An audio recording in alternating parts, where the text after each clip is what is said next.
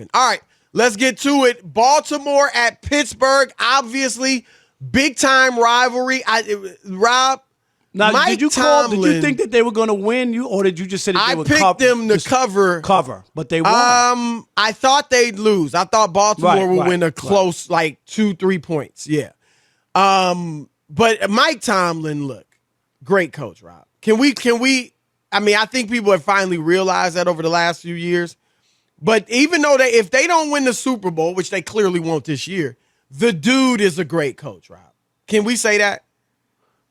You're not ready to give him that? No. Every year they're I get that. I'm not knocking. Okay. But off of this game, he's a great coach? No, I'm just saying in general. That's why I picked them to cover. No, but that's what I was trying to figure out. No, okay. It was, all right. He did a fine job, but no, it was okay. I thought he did something that was magnified, that elevated him to. Well, he didn't go for two at the end of the game. Now, John Harbaugh is a very good coach too, but here goes. They marched down the field 60 yards in a minute and a half to get the potentially game-tying or winning touchdown. Rob, the game is over. Last play, they can go for two and try to win it, or they can kick the extra point and go into overtime. Right. And here's what happens. Jackson takes the snap, fakes the handoff, lobs it, juggled and dropped by Mark Andrews, who was wide open at the 1. That was Ravens radio, and obviously they went for two, Rob. And quickly before you go, if I have to put blame, and I hate to use the word blame, but for lack of a better one, Lamar. Between Lamar, Andrews, I'm talking about the players. Right. The play, it was, even though I disagree with the call as far as going for it, I would have kicked the extra point. But it was a good play call, and it would have worked, but Lamar threw the ball a little too far. And Andrews, I thought maybe could tip it, but it was kind of on a rope. It wasn't lobbed at all. And so I think Lamar just made a bad pass. But anyway, I disagree with the play call, and I know you do as well. Yeah, I just... it doesn't work all the time. I know people think everybody gets a 2-point conversion when you need it. Usually, Chris, especially to win the game. Right? We saw the numbers. Is it 3 for 8 or something like that? In the last 3 years, teams are 3 for 8 on 2-point conversions to win the game. You know what I mean? In the fourth quarter. I don't even know if it's just to win the game. Is it in the fourth quarter? In the fourth quarter. It seemed like you would have more than that. In the last 3 years, you only had 8 No, goals? 3-point in the past 3 seasons, teams are 3 for 8, which is 37%, on 2-point conversion attempts when down by 1 point. Right. That's in what I'm the saying. fourth quarter. So that's what I mean. Yeah. Okay. But it may not be at the end of the game. You know what I'm saying? But that's to tie the game. To take the lead. Right. That's what I'm saying compared to where you needed to just tie the game. I think there's a different dichotomy. Or you're down 7 or whatever it might be. Right. Yeah, so I think. Right. But anyway, I'm with you. I'm just not comfortable with that. I think I wouldn't want to give up a game. I just wouldn't. I'd take my chances in overtime. And because of the rule changes years ago, Chris, where you're going to get the ball at least once. You remember in the old days, you might not get the ball. Right. Okay, so maybe that would be different. You know you're getting the ball, right? That's what I'm saying. That's different. Unless you let them score a touchdown. Right. But you have a chance of getting the ball, where before they could go down, march down, kick a field goal, and you're done. And I understand that.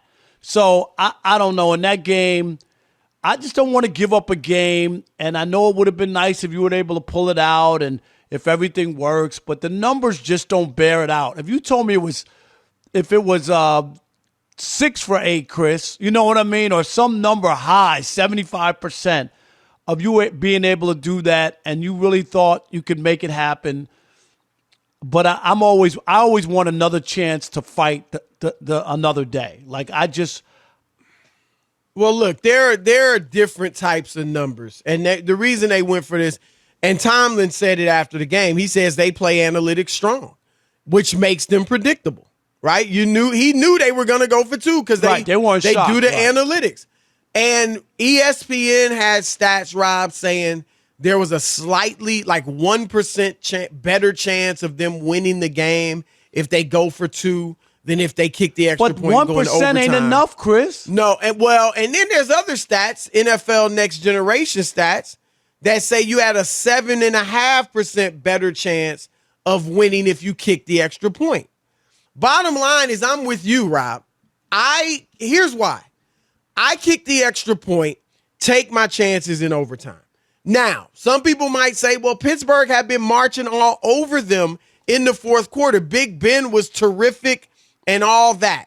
And I agreed. Pittsburgh looked great in the fourth quarter. However, number one, I'm still not confident in Big Ben. I'm with you. You're right.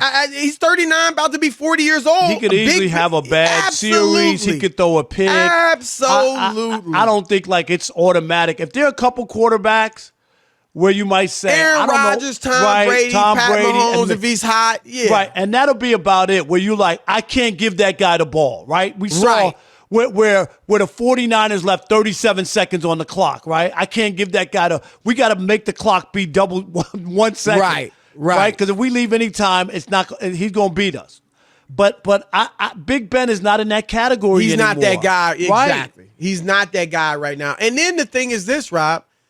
I could, just like you could argue, Pittsburgh had the momentum, I could argue, well, Baltimore took it from them. They marched the ball down. Absolutely. They had been struggling as well during the game offensively. And they just could have got a stop. Why couldn't Pittsburgh get a stop there, right? I mean, so they marched down. They were able to get there, get a touchdown, which gave them a chance. And then, so I'm with you. And then who had the ball last had the momentum to me. They got the best kicker in football, Rob. Maybe I was in Detroit history, when he made the 66 yards. 66. Yeah, I was in Detroit for that. The guy can kick. The dude is terrific. So for all those reasons, and Rob, I just think at the end of the day, it's analytics gone wild.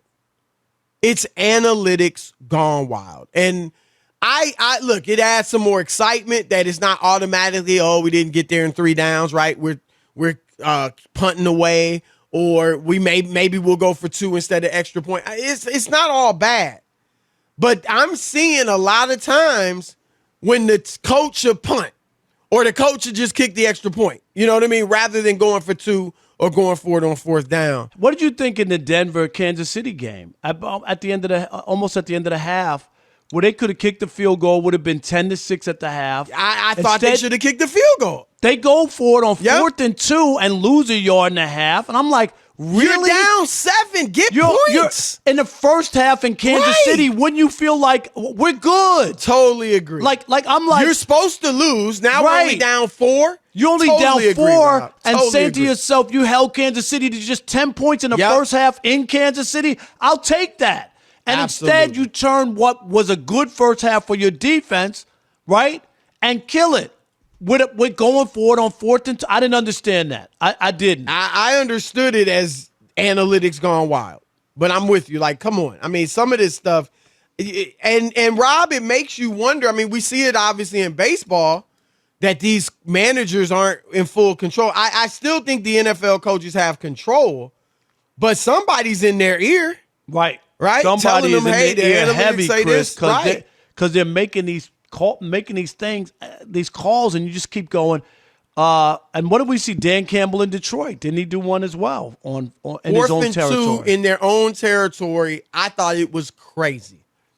I thought it was a lunacy, and it worked out for them because in the end they obviously got the W. And I get it. They were like, hey, I guess they're like, we're 0-10. 10-1, what the hell? Yeah, nobody, exactly. They celebrated in Detroit like they won a Super Bowl. They did. And you know what? And I got to admit, it was good to see them celebrate, but you're right. It was I mean, I guess when you're that bad, you know what I mean? Like, hey, it probably felt like the Super Bowl, Rob, just to get, you know what I mean? At least you're not going to go down as winless.